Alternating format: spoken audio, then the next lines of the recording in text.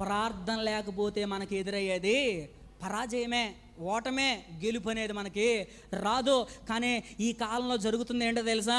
ప్రార్థన చేయడం అంటే ఇష్టంగానే ప్రార్థన చేయాలంటే చాలా కష్టం. చాలామంది కష్టమైపోతుంది. మరి ఏంటో తెలియదు కానీ ఎప్పుడు లేని భారం అంతా ఆ ప్రార్థన చేసేటప్పుడు వచ్చేస్తుంది, ఎక్కడ లేని బాధ అంతా వచ్చేస్తుంది అంతే. హల్లెలూయా. ప్రార్థన భారంగా కాదు, బాధ్యతగా ప్రార్థన చేయడం మనము నేర్చుకోవాలి. ఇప్పుడు మీరంతా కూడా చక్కగా పని చేసుకునే వాళ్ళే, ఆరోగ్యం సహకరించకపోయినా, శరీరంలో అనేక బలహీనతలు ఉన్నా, బాగోకపోయినా సరే పొద్దున్నే లేచెళ్ళి సాయంత్రం వరకు కష్టపడి పనిచేస్తుంది దేనికి? కుటుంబాన్ని నడిపించుకోవాలనే కదా, కుటుంబాన్ని పోషించుకోవాలనే కదా, కుటుంబంలో ఉన్న అప్పుల సమస్యల నుంచి విడిపించబడాలనే కదా. ఏమంటే నేను అంటాను, కుటుంబం ఆ పోషించబడాలనే ఆ కుటుంబం కొరకు ఎంత కష్టపడి పనిచేస్తున్నావో అదే కుటుంబం కొరకు బాధ్యత కలిగి ప్రార్థన చేయగలిగితే నీ కుటుంబాల్లో ఉన్న సమస్యల నుంచి విడిపించడా?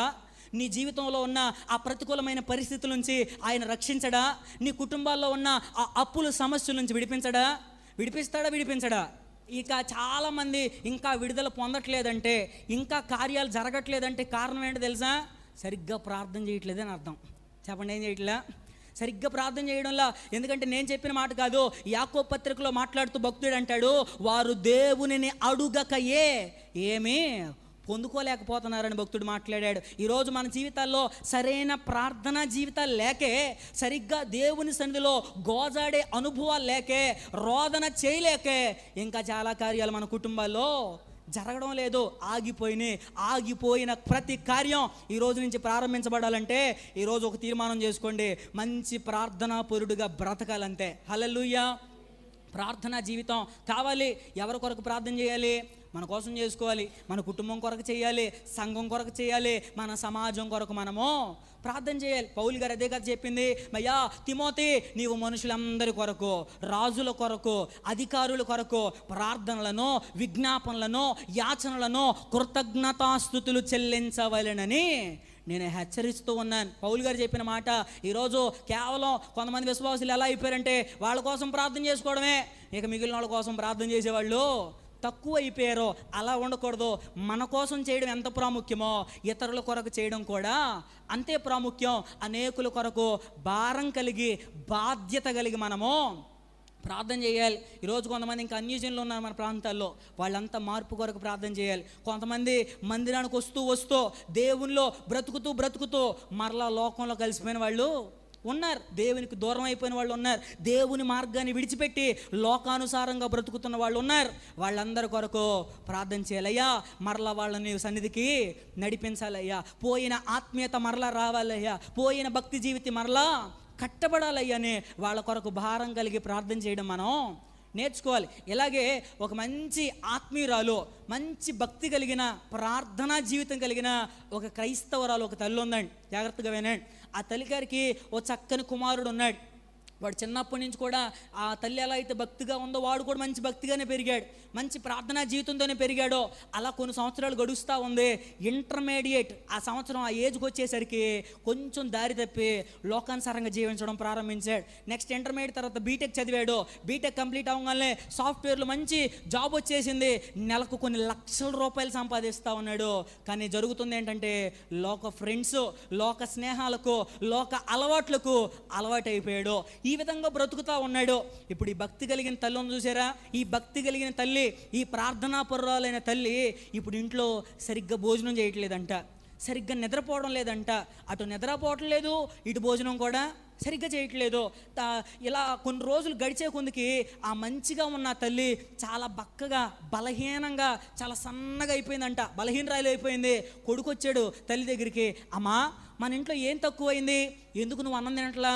మన ఇంట్లో ఏం తక్కువైంది, ఎందుకు నువ్వు సరిగ్గా నిద్రపోవడంలా, నీ ఆరోగ్యాన్ని ఎందుకు ఇలా పాడు చేసుకుంటున్నావమ్మా అని అడిగాడంట. వెంటనే ఆ తల్లి అంటుంది, అరే నానా, ఇంట్లో శవాన్ని పెట్టుకుని నేను ఎలా తినగలనరా? ఏడుస్తా మాట్లాడుతున్న మాటలో తల్లి చెప్తా ఉంది, అరే ఇంట్లో శవాన్ని పెట్టుకుని నేను ఎలా భోజనం చేయగలను, నేను ఎలా నిద్రపోగలను? కొడుకు అర్థం కావట్లా. ఇదేంటమ్మా ఇలా మాట్లాడుతున్నావు ఏంటి? ఇంట్లో అందరు బాగానే ఉన్నారు కదా, ఎవరు చచ్చిపోయారేంటి? అరే చచ్చిపోయారా ఇంట్లో ఒకరు? ఎవరమ్మా? అందరం బాగానే ఉన్నాం కదా, ఎందుకు ఈ మాట మాట్లాడుతూ ఉన్నావు? ఇదిగో ఎవరో కాదురా చచ్చిపోయింది, ఆ చచ్చిపోయిన వాడివి నీవే. ఇదేంటమ్మా నేను చచ్చిపోయిన అవడం ఏంటి, ఏం మాట్లాడుతున్నావు నువ్వు? ఇదిగో వాక్యం చెప్తా ఉంది, పాపముల చేతనో అపరాధముల చేత ఉన్న వాళ్ళంతా కూడా చచ్చిన వాళ్ళని వాక్యం చెప్తా ఉంది. పాపంలో బ్రతుకుతున్న నీవు నా దేవుని దృష్టిలో, నా దృష్టిలో నీవు చచ్చిన వాడివేరా. నీవు మంచి సాఫ్ట్వేర్ ఇంజనీర్ అయి ఉండొచ్చు, లక్షల రూపాయలు సంపాదించేవాడు అయి ఉండొచ్చు. ఇంతకుముందు భక్తిగా బ్రతికి ఈరోజు లోకంతో కలిసిపోయావు. ఇంతకుముందు మంచి ఆత్మీయుడిగా ఉండి ఈరోజు లోక స్నేహాలకు అలవాటు అయిపోయి త్రాగుబోతుగా తిరుగుతూ ఉన్నావు. ఇదిగో నీవు నా ఇంట్లో తిరుగుతూ ఉంటే ఎలా ఉందో తెలుసా? ఒక శవం తిరుగుతున్నట్లుందరా అని చెప్పిందంట తల్లి. స్తోత్రం చెప్పండి గట్టిగా. నిజంగా ఆ తల్లి భారం, ఆ తల్లి ప్రార్థనా జీవితం, ఆ ఆత్మీయతలో ఉన్న ఆ స్థాయి ఒక్కసారి ఆలోచించండి. ఎంత రేంజ్లో ఉంటే ఆ తల్లి ఆ మాటలు మాట్లాడింది అంటే, ప్రార్థన చేయని వాళ్ళు అంతా కూడా ఏమైపోతారంటే, సింపుల్గా చెప్తాను వినండి, ప్రార్థన చేయట్లేదంటే దేవునికి దూరం అయిపోతున్నాం. దేవునికి దూరం అయిపోయామంటే లోకంతో మనము కలిసిపోయాం. అలా లోకంతో కలిసిపోయామంటే ఆధ్యాత్మికంగా చచ్చిన వాళ్ళు అని చెప్పేసి అర్థం. ఈరోజు ఎంతమంది ఇక్కడ చచ్చిన వారు ఉన్నారో, ఎంతమంది బ్రతికిన వారు ఉన్నారో మీకే అప్పగిస్తూ ఉన్నాను. ప్రార్థనా జీవితంలో బ్రతికిన వారిగా, ఆత్మీయతలో ఎదుగుతున్న వారుగా దేవుడు మనల్ని మార్చునుగాక. ఆమేన్, హల్లెలూయా. నిజంగా తల్లిలో ఉన్న భారం ఎక్కడ కూర్చున్న మనలో ఎంతమందికి ఉంది? ఆ పాడైపోయిన, ఆ ఇంతకుముందు భక్తిగా బ్రతికి ఈరోజు దేవుని సన్నిధికి, దేవుని మందిరానికి దూరం అయిపోయిన వాళ్ళ కొరకు ఎంతగా ప్రార్థన చేయగలుగుతున్నాం? మారు మనసు పొందని భర్త కొరకు, మారు మనసు పొందని భార్య కొరకు, బిడ్డల కొరకు, బంధువుల కొరకు ఎంత ప్రార్థన చేయగలుగుతున్నాం? ఎంత కన్నీరు కార్చగలుగుతున్నాం? దేవుని సన్నిధిలో ఎంతగా విజ్ఞాపన చేయగలుగుతున్నాం? దేవుని సన్నిధిలో ఎంతగా అంగలార్చగలుగుతున్నాం? ఈరోజు ఆ అంగలార్పు నీలో లేదంటే ఆధ్యాత్మికంగా నువ్వు బ్రతుకున్నావని ఎలా అనుకోగలుగుతున్నావు? ఈరోజు ఆ ప్రార్థనా జీవితం నీలో లేకపోతే నీ ఆత్మీయతలో సజీవుడిగా ఉన్నావని అనుకుంటున్నావా? లేదు, ఆధ్యాత్మికంగా చచ్చిన స్థితిలో ఉన్నాం. ఈరోజు మనమంతా కూడా బ్రతికించబడాలి. స్తోత్రం చెప్పండి గట్టిగా. హల్లెలూయా. ప్రార్థన చేయాలండి. కుటుంబ వ్యవస్థలో ప్రార్థన చాలా ప్రాముఖ్యమైనది. ఒక భక్తుడు చెప్పాడు, జీవితాలు పాడైపోవడానికి ప్రధానమైన కారణం ఏంటి తెలుసా? వ్యక్తిగత ప్రార్థనను నిర్లక్ష్యం చేయడమే. మన పర్సనల్ ప్రేయర్ని, మనం ప్రతిరోజు చేసే ప్రార్థనను నిర్లక్ష్యం చేయడమే మన జీవితాల్లో, మన కుటుంబ వ్యవస్థలో, ఆధ్యాత్మిక జీవితంలో పాడైపోవడానికి, పతనమైపోవడానికి ప్రధానమైన కారణం అదే. మనలో ప్రార్థన లేకపోవడమే. కొంతమందికి ప్రార్థననే సరికే ఎక్కడ లేని సోమర్తనం అంతా కూడా అప్పుడే వచ్చేస్తుంది. కొంతమంది ప్రార్థన అనగానే మోకరించినంతసేపు పట్టరు లేకపోవడానికి. స్తోత్రం, హల్లెలూయా. అలా జీవితాలు మనవి ఉంటే ప్రార్థనా జీవితంలో ఎదగలేం. మన ఆధ్యాత్మికం కూడా ఎటువంటి అభివృద్ధిని మనము చూడలేం. ప్రార్థన చేసేటప్పుడు ఇంకొంతమంది, దేవానికి స్తోత్రం, నాకు పని ఉందయ్యా, ఉంటున్నానయ్యా అని వచ్చేసేవాళ్ళు కొంతమంది. దేవానికి స్తోత్రం, నాకు నిద్ర వస్తుంది, నేను పడుకోవాలయ్యా, ఆమెననేవాళ్ళు మరికొంతమంది. ఈ రోజు నుంచి మన సంఘంలో ఉన్న విశ్వాసుల్లో ఇంకా అలాంటి ప్రార్థనలో ఉండకుండునుగాక.